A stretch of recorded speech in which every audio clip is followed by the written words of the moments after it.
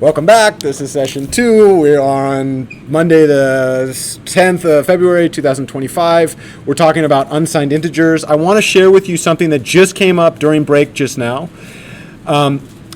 So some of you have indicated that you're excited about learning some of these structures, and some of you have indicated that you're confused by what the hell I'm doing, and that's good. That you're thinking, I mean. Two of my students just said that they will be working with a master's degree in electrical engineering and physics this Friday to try to implement some of the logic gates behind some of the unsigned integer representation. What I wanted to do to those two students, they asked, do I have any resources that could be helpful for them?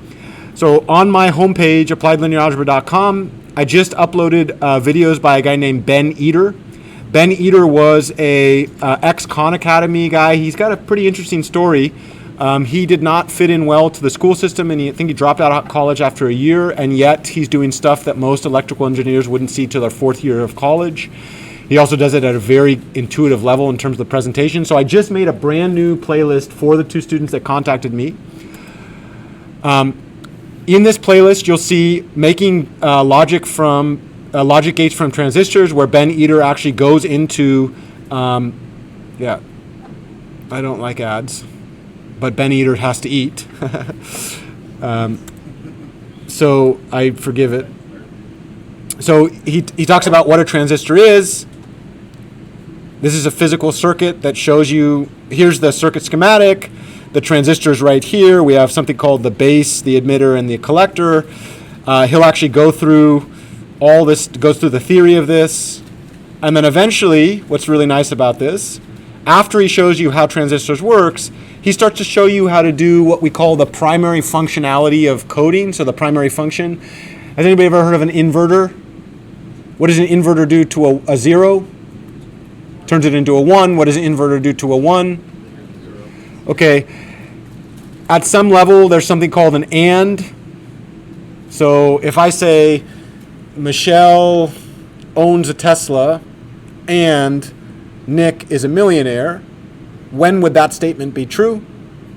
Only when Michelle has a certificate of ownership that says she is the owner of the Tesla, and then Nick has $1 million of cash that are to his name. So the same thing is true in this. If I have two inputs, either true or false, and I want to know when the AND is true, if both of them are false, the AND is false. If one is true and the other is false, the AND is false. But if both are true, the AND is true. Check this out. This thing right here is the transistor level implementation of that logic gate. Here is what we call the logic gate itself, and he actually shows how to build this. He'll go through a bunch more. He'll do an OR statement. He'll also do like an XOR. And then the thing that I'm very proud of is that he doesn't stop there. He actually builds an 8-bit computer. At some point, I'd like to do this project. He'll actually show you how to code up a binary adder. So do you remember when I said that we encode numbers as voltages, and then when we add them, there's these rules? So here is the decimal representation. Here's the binary representation. He does each bit individually, just like we did in class. And then he actually shows you how to build the damn thing from logic gates. And in the last video, he just showed you how to build logic gates from transistors, right? And then he actually codes up the damn thing and tests that it's working. So if you're interested in watching this, please do. Here's a claim. Every piece of code that you write in MATLAB goes down to transistors. I am not claiming that entry-level coders need to understand transistors to write syntax. I am claiming, however, that the more information and the better intuition we have about what's happening in the guts of the computer, the more strategic we can be about the code, lines of code that we write. And in fact, eventually, I like to call the glass ceiling. I don't think we've spoken about this in this class. There is a time where a coder will be limited by the depth at which they've gone into computer architecture. If I only stay at the syntax level, I for sure could write code. But if I want to optimize my code or find errors in my code and all I know is syntax, I'm going to be in big trouble.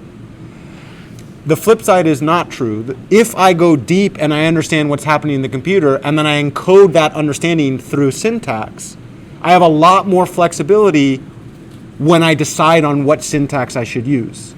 Claim, I cannot solve this problem for you in 12 weeks. Next claim, in 12 weeks, we can set a foundation that if you so decide, will set you up for the rest of your life in learning. That's the choice that I've made. In this particular situation, those videos are now available in the top playlist on my YouTube site. Thank you, Ben Eater, for your great work. I'm so proud of that. I would love to get a grant to make a 16-bit floating point computer. I think it's really important that students not only understand how computation work, but in particular, what the hell are floating point numbers and how do you code those up? That's not going to happen now unless maybe someone like Jim Simon or Mayor Bloomberg or one of these billionaires wants to come to Foothill and give me a few $100,000 so that I can take some time off teaching so I can build the damn thing. I'm Jeff Anderson. You can find me at Foothill. Yeah, so more on that later. Let's get back to the concept of floating point numbers. The prerequisite for floating point numbers, which are fixed point numbers. Let's remind ourselves, any questions about that? No? Okay, so let's remind ourselves something from our last session. What was the claim that we made here?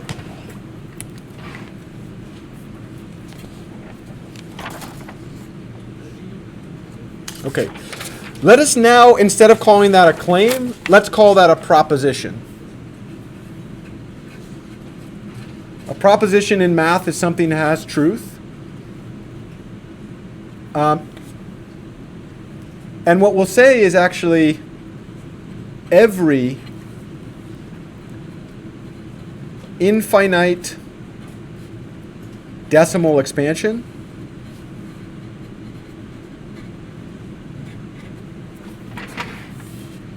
yields a corresponding fractional representation.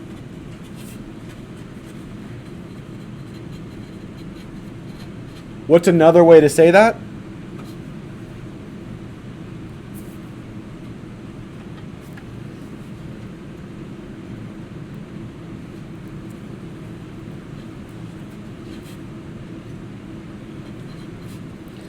If x, I guess we call it y, we've been thinking about the term y, right? If y can be written with an infinite repeating decimal expansion, then what do I know immediately?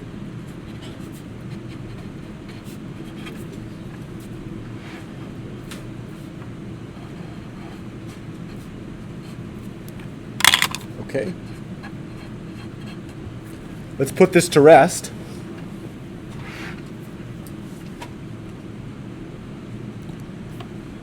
So let's let y, do you remember how we represented every single, what you might call rational number as a decimal expansion? We had two parts of every number. What were they? Integer part and fractional part.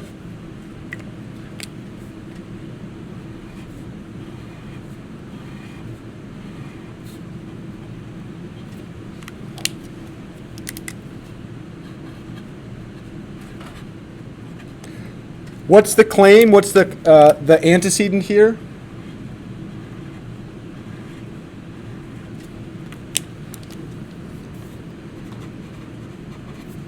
What do we know about this thing? It's infinitely repeating. Has an infinite repeating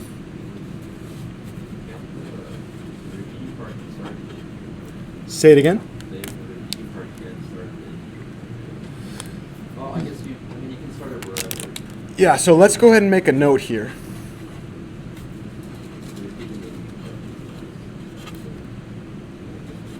Let me ask you this. If I choose any real number, so forget about rational, the moment I've chosen a number, what do you immediately know about the orange part?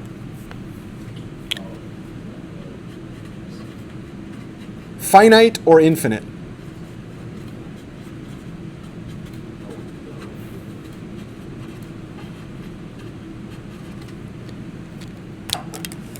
I didn't say what possibly could you need. So I agree with you that numbers can get as large as possible, right?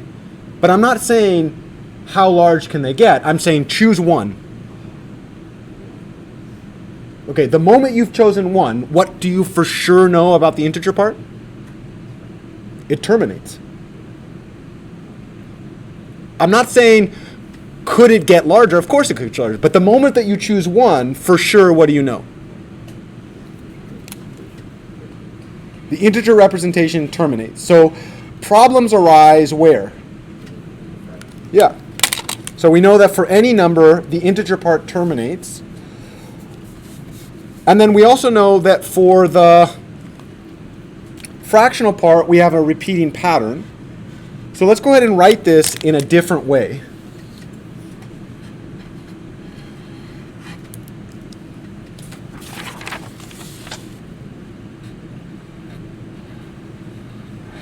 Okay, so let's go ahead and write this. We don't really care about the integer part, so let's let the entire integer part be just some number. And in this case, we'll call that number di minus 1, all the way down to d1, d0. And that for sure is a non-negative integer, assuming y is, yeah, I mean, we don't even need to know that, to be honest with you. Okay. Then the next question that I would ask is, if I tell you that the number is repeating, we might say that maybe the first n bits, or the first n digits, are non-repeating. And then the next r of these things repeat. Does that make sense what I'm saying there? So in this case, we would say a sub I equals, I guess we could say j, d sub negative j for j equals 1, 2, all the way to infinity, right? So what did we just do?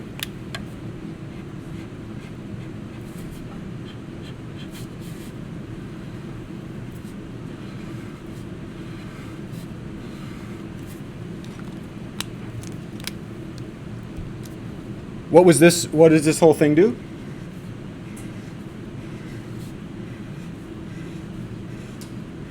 It breaks our infinitely repeating fraction into two parts. What are the two parts?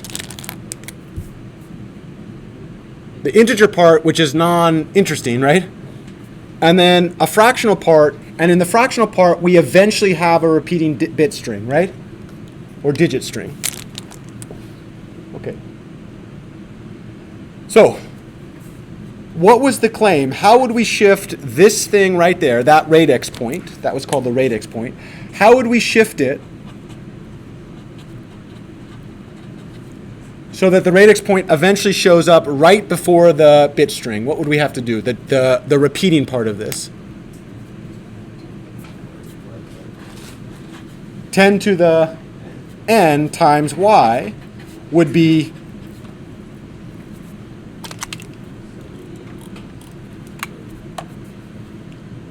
a0 plus a1, a2, an radix point, an plus 1, an plus r, that thing's repeating, right? What would we then do to shift this thing r units to the right? R digits to the right is another way to say that. 10 to the n plus r times y would be a naught plus what? a1, an plus 1, an plus r, plus 0.an plus r plus 1. But what do I know about an plus r plus 1? If it's repeating, what do I immediately know about that thing?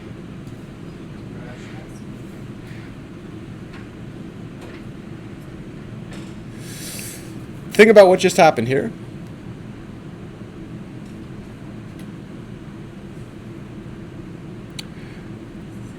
I know you think, I'm going to say this right now, we are setting a foundation for IEEE computing. Right now we are creating the theory behind the difference between infinite representation of numbers and finite representations of numbers. So I need you to stick with me here.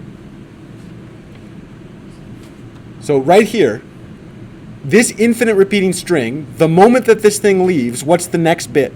What's the next digit? An plus 1. It's identical to the digit that started the string, right? So this thing right here would be an plus 1, an plus 2, all the way down to an plus r. What does that immediately mean if I take an? What would happen there? If I take this number and subtract this number,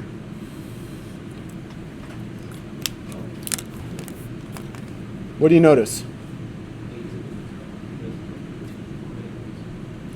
Yeah, this one I think I kind of messed up on a little bit, right?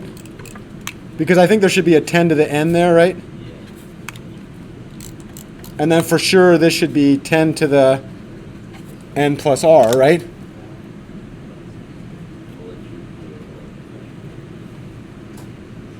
Because that a0 is actually leading the damn thing, right? So if I hit it with a 10 to the n, that thing for sure should have 10 to the n. If I hit it with a 10 to the n plus r, that thing for sure should have 10 to the n plus r, right? So now I have a naught times 10 to the n plus r minus a naught times 10 to the n. That's the first part, because I do blue minus red. So here we go. Blue minus red. What's the next piece?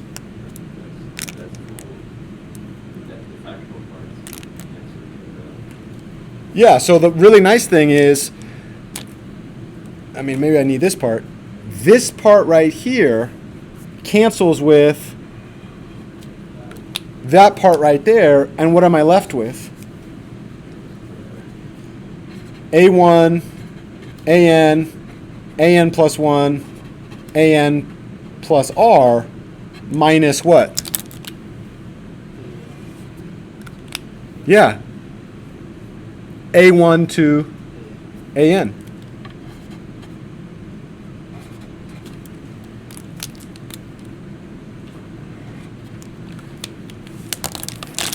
So now what's that representation?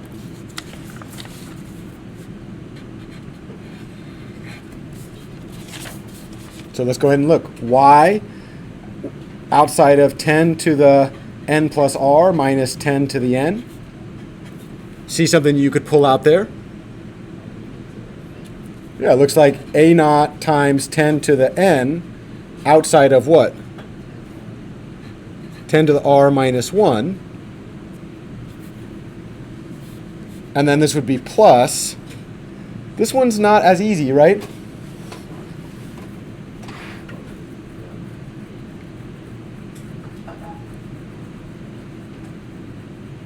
I mean, to be honest with you, what do you notice about this whole thing right here? What type of object, like just look at this object, what type of object is it? This thing is an integer, that thing's an integer, integer, integer. So whatever this is, it doesn't really matter what the hell it is, the whole thing for sure is in integer. So screw this. We know for sure whatever this is, let's just call that P.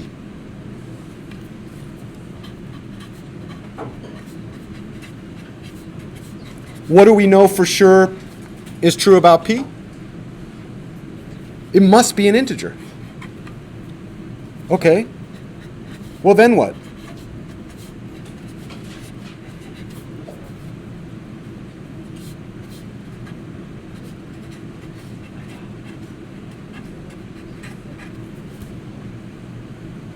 But what have we just shown? The moment we say that we have an infinite repeating decimal number, it must be the case that we can write it as integer divided by integer. And the moment we have integer divided by integer, what does that immediately imply?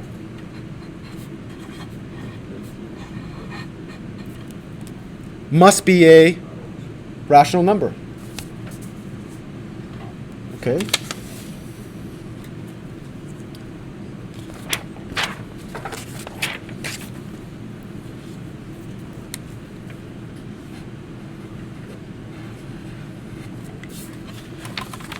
All right.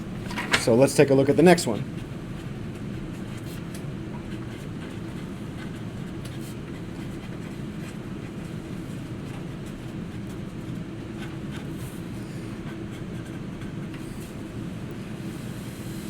If you're ever looking at my notes and you're wondering where I got the names of these things, I made them up. I've not seen, or I maybe steal them off Wikipedia. I haven't seen a formal class that really teaches this well, or a single textbook that puts this all together.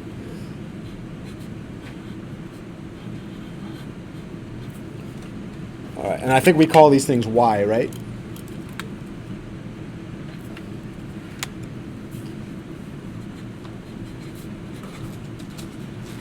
All right, so let's take a positive integer. Then the decimal expansion of y will be finite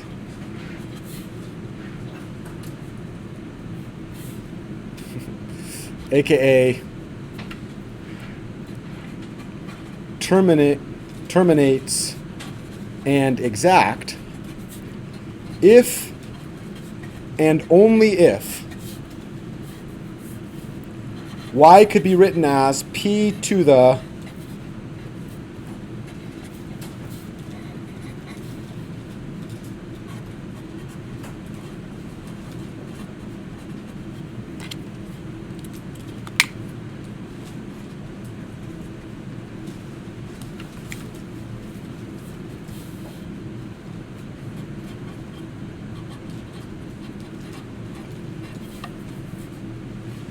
Okay, so somebody interpret what I just said there. What did we learn in this? So we just had a formal mathematical proof. I'm not claiming you understood the proof, but I'm hoping that if you study it for a bit, you will eventually come to say, like, oh, okay, I understand what's happening here, and if somebody put this to the test, I could do it. So what did this proposition say?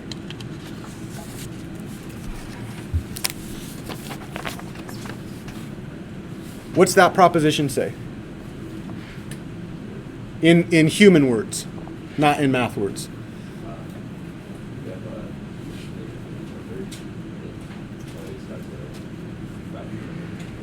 So if I have a decimal representation, the fractional part goes on forever, but eventually the fractional part has a repeating set of an R-digit string of numbers that shows up over and over and over again.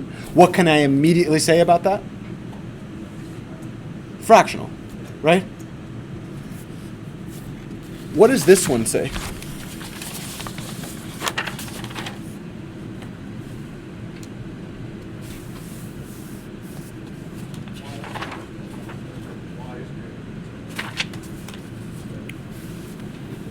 In human terms.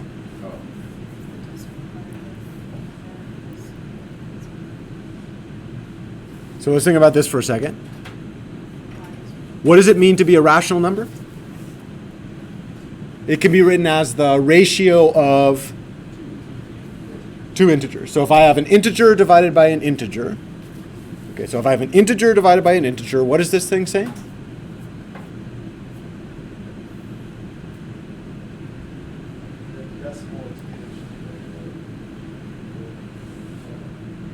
Decimal expansion is finite. What the hell does that mean? You can actually write it. Okay, so let's write it this way.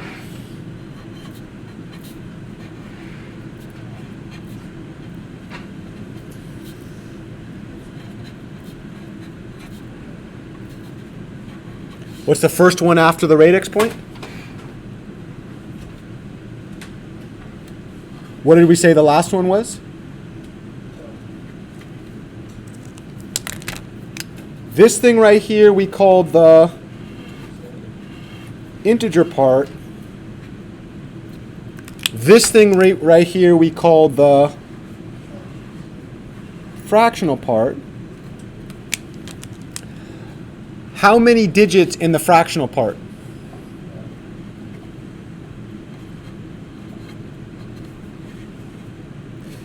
F. Could you guess what type of number F is?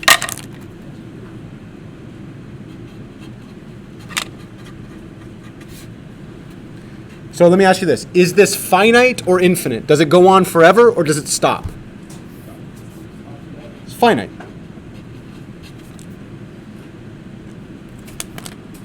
Okay, so I'm going to make a claim.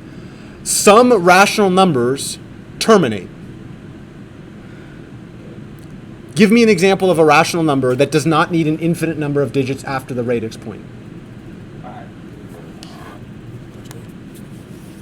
Okay, 5 is a nice one. 5 divided by 1, perhaps. So in that case, you would say 2 to the 0, 5 to the 0, right? So you just told me that the reason that this thing terminates is because it's 5 over 1. And another way to say that is it's 5 over 2 to the 0 times 5 to the 0. Give me another number that terminates. 1/2. Okay, so you told me 1/2 terminates, and in fact it is 0.5. This is 5.0. And the reason that that is true is that it's 1 over 2 to the 1 times 5 to the 0. Give me another number that terminates. Any number that terminates finitely. 2.5. We've already used 0.5. 1/4. Okay, so you're telling me that 1/4 is 0.25, which is 1 over 2 to the 2 times 5 to the 0. Give me an exotic number that terminates.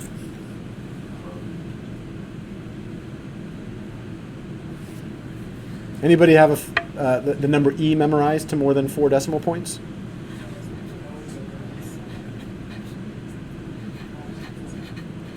It's kind of a nice one, right? If we terminate it. So that's 271828, which is what? 1, 2, 3, 4, 5, which is 271828 over 2 to the 5th times 5 to the 5th. What are you noticing?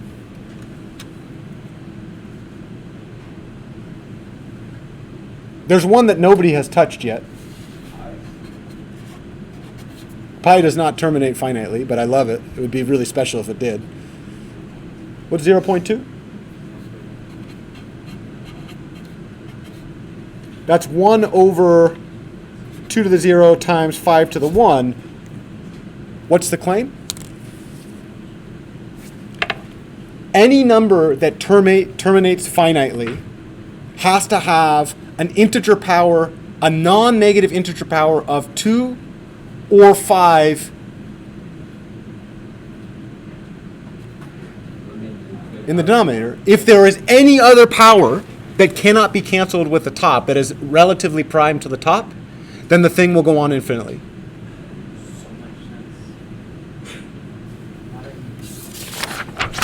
What does this theorem say?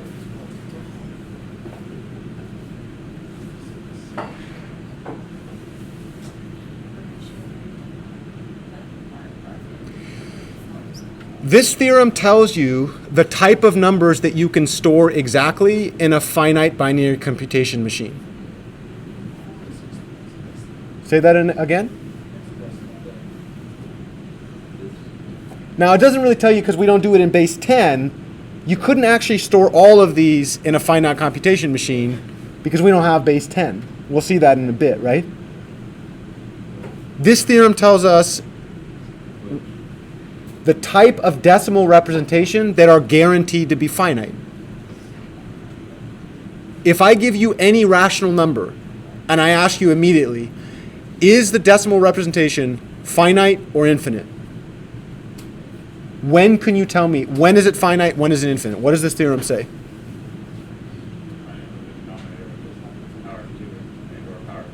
Yeah, multiplied by a power of 5. The powers could be 0, right?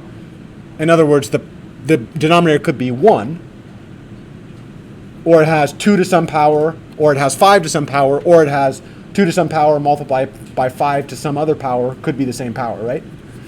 Okay, let's put a wrap on this, and then we'll take a break, and then we'll come back to lab. One of the things that I always say is, I mean, I guess I'm partial as a mathematician. How many of you would like to see me prove this? Or how many of you are going to trust me that this is true?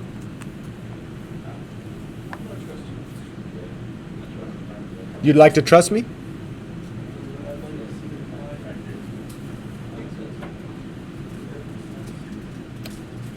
You feel good about this? Okay. If you don't want to see it proved out loud, here's the claim. In your notes, free of charge, there's the proof of it. Okay, so do you know what we've just done? So you can study that proof on your own if you're really excited about life and math. So then,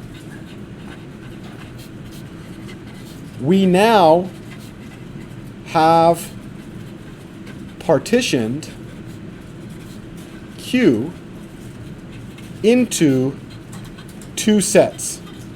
I could not for the life of me find good notation for this. And I tried for a long time.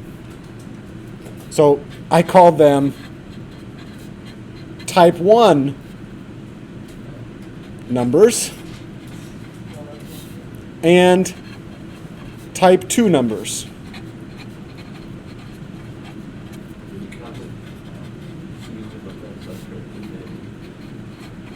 Yeah, I made up notation. I called this Q sub 1, and I called this Q sub 2. That looks funny to you. That notation probably took me about 7 hours to converge on because I fucking searched far and wide to see if somebody had like come up with this before, and I still don't know. I don't know if somebody's talked about this before.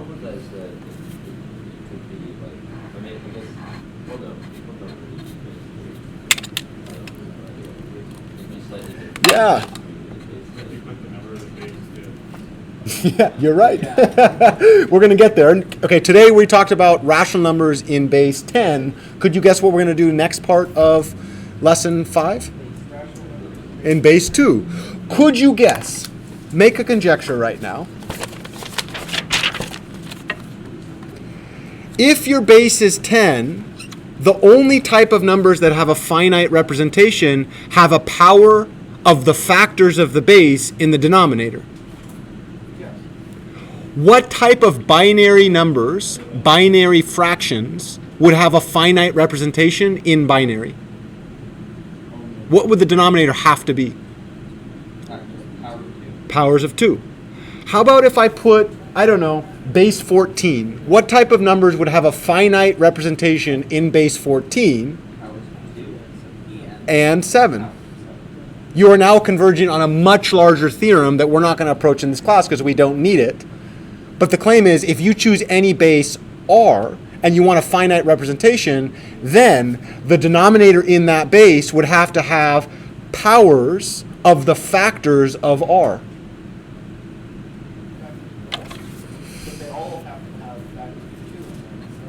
Could you guess what type 1 numbers are?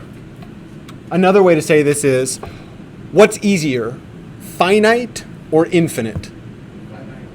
Finite. Which one's bigger? What's easier, 1 or 2? 1. So let's choose the easiest type of number. So we're going to talk about type 1 numbers in base 10. What are type 1 numbers in base 10?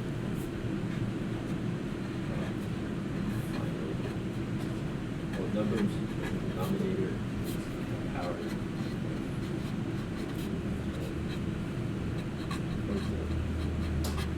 A lot of power. Okay, so that's the mathematical representation of this idea.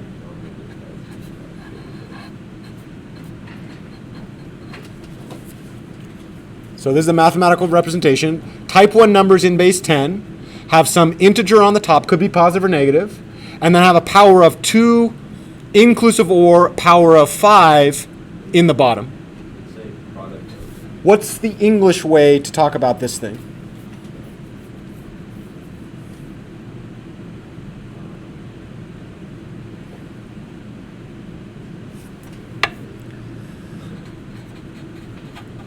Rational numbers that have what?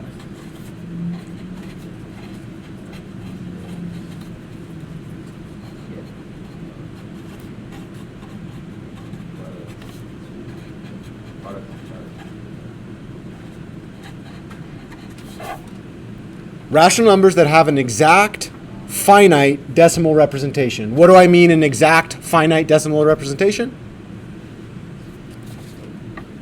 Any number in this set can be written. So if I say y is in Q1, what does that immediately mean about y?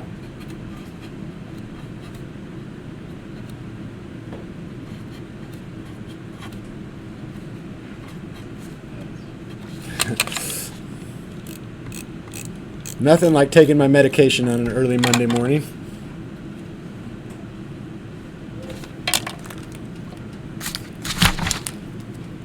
This thing is not approximate.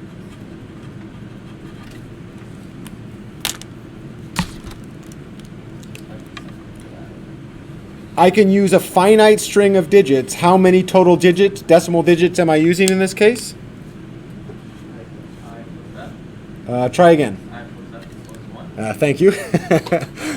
I plus 1 in the first, f in the last, and this is exact. So what are type 1 numbers with respect to the base 10?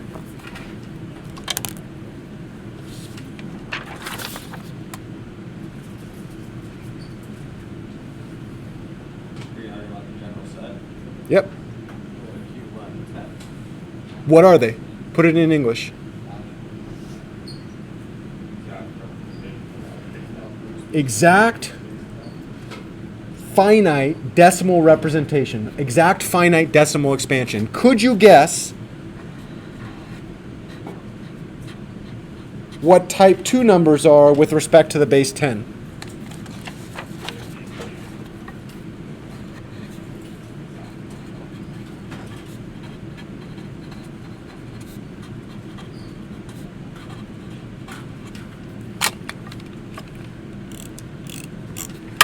That require what?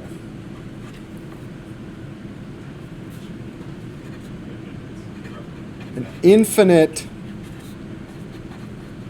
decimal expansion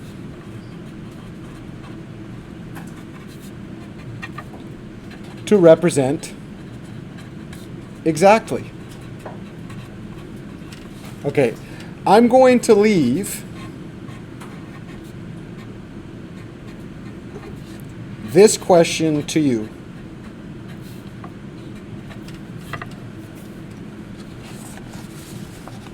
And then I'll be quiet in about a minute. Sorry for the delay here. This is important. I think it's important. You're kind of having to trust me here.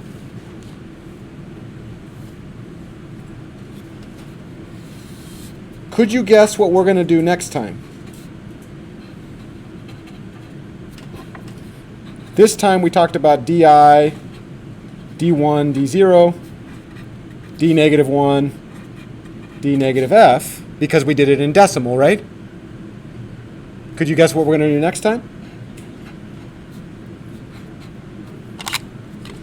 Instead of each digit being a decimal digit, each digit would become a binary digit. We'd still have what we call a fractional part, and we'd still have a integer part. Instead of type 1 and type 2 numbers base 10, could you guess what we're going to develop?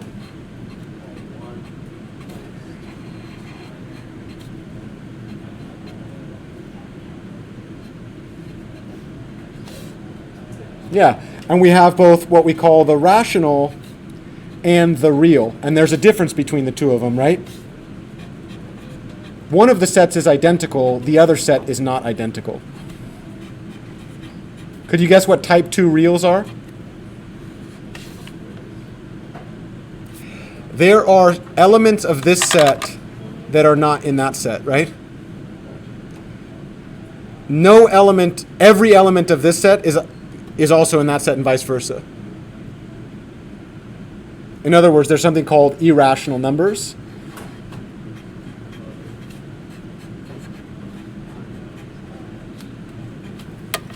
So this is next time that we see each other. We're going to develop rationals. We're going to develop this theory.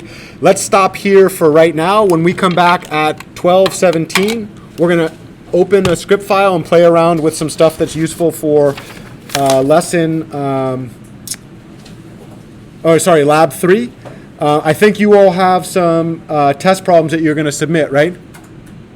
At the start of our lab session, you can ask me questions about the exam. I think we covered a lot of that last time, but maybe there's some last things that are on your mind. We'll talk about a little bit about our script file for lab 3, and then you'll have the rest of the day to work.